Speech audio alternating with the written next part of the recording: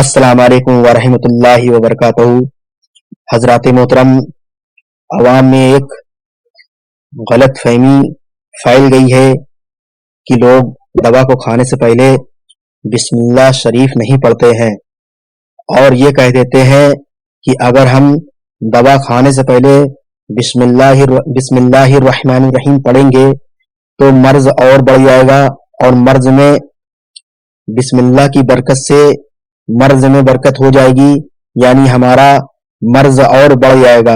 حضرات محترم، یہ عوام کی غلط فہمیاں ہے، بلکہ بسم اللہ الرحمن الرحیم یہ ایک قرآن مجید کی آیت ہے، اور یہ آیت اللہ تبارک و تعالی نے نازل فرما کر کے لوگوں پر رحم کیا کہ آقا کریم صلی اللہ علیہ وسلم ارشاد فرماتے ہیں کہ اے لوگوں، جب تم جائز کاموں کو یا نیک کاموں کو کرنے کی شروعات کیا کرو تو بسم اللہ پڑھ لیا کرو، کیونکہ بسم اللہ شریف میں برکت ہے۔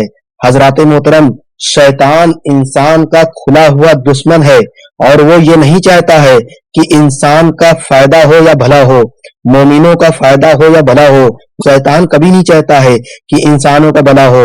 حضرات محترم، شیطان انسان کا کھلا ہوا دشمن ہے۔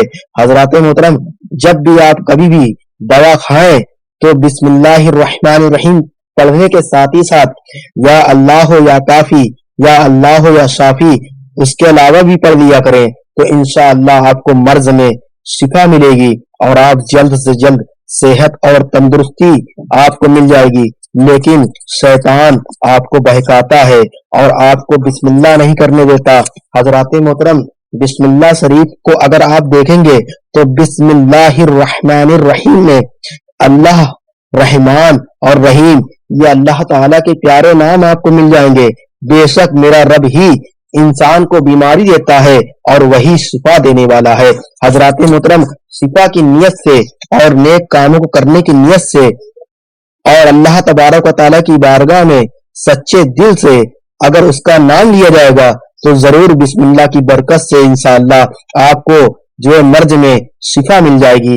حضرات محترم، عوام کی جو یہ غلط فہمی ہو گئی ہے، عوام میں جو یہ غلط فہمی پھیل گئی ہے، ہمیں لوگوں کو سمجھانا چاہیے اور بتانا چاہیے، اور اس عوام کو اس ویڈیو کو دور تک پہنچانا چاہیے۔